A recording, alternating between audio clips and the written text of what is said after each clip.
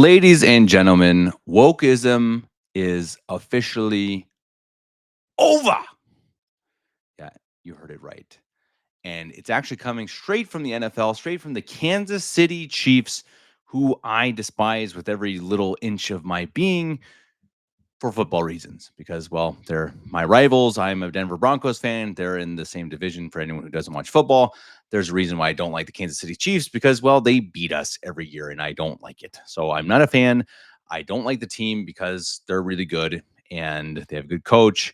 They have great coach, great quarterback, and now a great kicker. Harrison Butker has signed the biggest deal for an NFL kicker, I believe, in history. He is now being paid more than Justin Tucker of the Baltimore Ravens, who's considered possibly the best, probably the best NFL kicker of all time. Harrison Butker is now being paid more. We're going to read quickly from an ESPN article that was one of the first sources to break the story. As we see, again, ESPN. The Kansas City Chiefs signed Harrison Butker to a contract extension that makes him the highest paid kicker, sources told ESPN's Adam Schefter on Monday. The extension is for 4 years, 25.6 million with 17.75 million guaranteed. The sources said at 6.4 million per year, Butker will make more than the previously highest paid kickers, the Ravens' Justin Tucker and the Eagles' Jake Elliott, who both average 6 million per season on their contracts. This will keep Butker with the Chiefs for the next 5 years. Butker represented himself. He confirmed on X that he was finalizing a 4-year extension. He says, quote, "There's no place I'd rather be than with the Chiefs. Excited to finalize a 4-year extension," he wrote, quote unquote, to the Heights. Butker's career field goal percentage is 89.1, which is second all time behind Tucker at 90.2. He's a very good kicker. Last year, 33 of 35, as you see again, 94.3%. That's incredible. And he's a good Catholic, or conservative Novus Ordo Catholic, but one step at a time. And as we know, he was big in the news a couple months ago for coming out and defending, your regular marriage, man and women, and how women should stay home if they can, raise children. That's the best that they can get from their lives. That's the happiest they can be. At the time, very controversial, still controversial. I think in the ESPY Awards, which I think was a couple weeks ago, Serena Williams, I should say, came out and also said, this guy, blah, blah, blah, whatever. She came out and bashed him, as you would expect from the lefty athletes. But I think this is a big deal. First of all, Butker, Catholic, good dude, very conservative. Excuse me, I'm not going to say conservative. I'm going to say traditional. He's a traditionalist in the best way. He's a guy who speaks at, Jesuit schools, even though, I know the Jesuits, they're not the best right now, but still, guy is doing his best to be a true Catholic, to be a good man.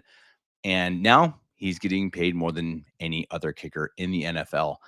Good for him. Good for the Chiefs. The Chiefs said, "Hey, look, we don't care. This guy is a really good kicker and we're going to pay him and he deserves it. He's earned it. And, just because he says that a woman is happiest when she has children and is at home, we're not going to let that keep us away from signing one of the best kickers in the NFL."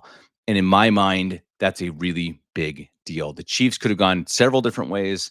They could have said, we don't want to deal with the distraction. We'll find a guy who kicks 90% of his field goals rather than 94.3 or whatever it was. They didn't. They stayed with him. They said, "Hey, look, this is our guy." They defended him. And I think they actually were pretty good throughout defending him, even though he said controversial things in this age where, for goodness sake, the worst thing you could possibly be is a traditionalist or even a conservative. And he was very staunch in his beliefs. He's done that for the last several years, and I just cannot respect him enough for it. He is a person who could have lost everything. He's in a contract year, so this is a guy who is looking for a contract. And in that season, he's not retired. I just saw, who was it that I saw? Michael Phelps, so obviously all-time great swimmer, came out. Of course, he's been retired for quite a few years now, and came out and said, "I think we should have an immediate ban for anyone who uses performance enhancing drugs." Okay, yeah, I agree. And interesting that you say that after you're done swimming. I'm not accusing Phelps of anything. I mean, I certainly hope he did it naturally. I assume he did. But if you're going to comment stuff like that, then say, hey, come test me right now. You look, I'm swimming right now. Come test me. And, I dare you. I have nothing to hide. I have nothing to, I'm not juicing myself. So please test me now. When you do it when you're retired, it's kind of like, yeah, okay, you're a little late to the game. Butker did it while he's in the game. He did it while he's looking for a contract, and he still came out and said these things, spoke truth. Spoke fire. This guy really spoke things that people don't want to say. He spoke against IVF. He spoke against abortion. He spoke for women staying at home. It was a absolutely heroic, courageous thing that he did, and now he got paid for it. And that's why I said at the beginning of the show, wokeism is dead. I saw in other words, in other news, I should say, Kirk Herbstreit, who, again, you'd have to be a sports fan to know him. He used to be a long time, I think, still doing college football games. One of the best. I've always liked him. He's a very natural guy, very gifted broadcaster. One of the best broadcasters on ESPN. He does mostly college football. I think he does the NFL now as well. And he came out also, and they asked him about men fighting women, or what men competing in women's sports. And he's like, of course not. That's a ridiculous question. That's a big deal. This is a big name. People are finally having the guts to stand up and say, no, this wokeness, this insanity, it's too far. It has to end.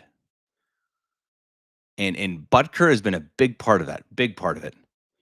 And just massive respect to him, massive respect. And to a guy, again, who risked it all.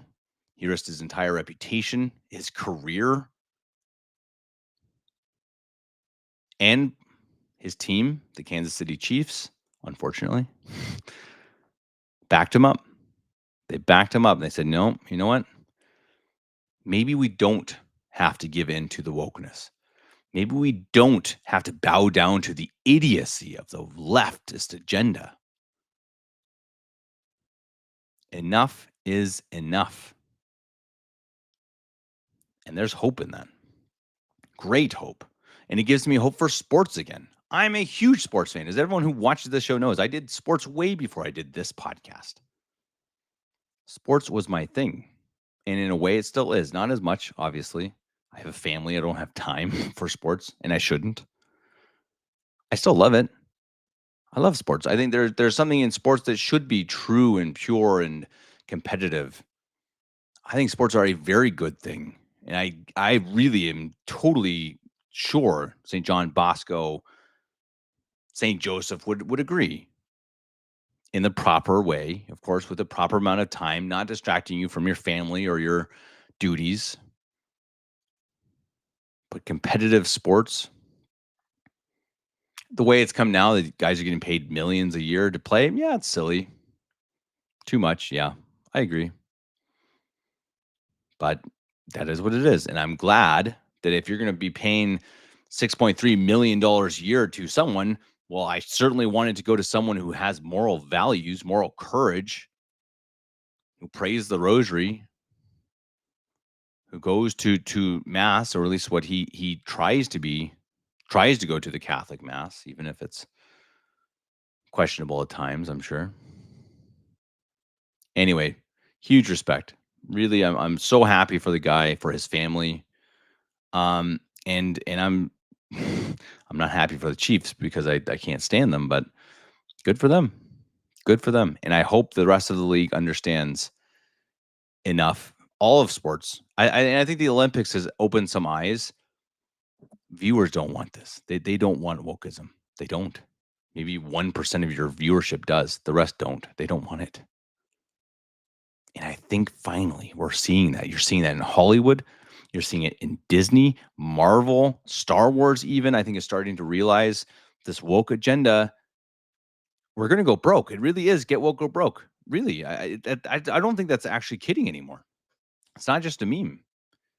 Look at the Olympics. They had like the one of the interesting things that I saw. Someone check me if I'm wrong here. The American basketball team, women's basketball team at the Olympics, is the least viewed team. So they had the least audience in Paris of any other team. And they were the ones who decided at the last minute not to bring on Caitlin Clark, who's the best player or the most popular player in the WNBA and conservative, at least seemingly so. And they didn't bring her on for whatever reason, and they've paid for it. People are starting to see it, and it's hitting their checkbooks, and that is exactly what we have to do. If the Olympics goes woke, you boycott it immediately. You end any possible viewing of it.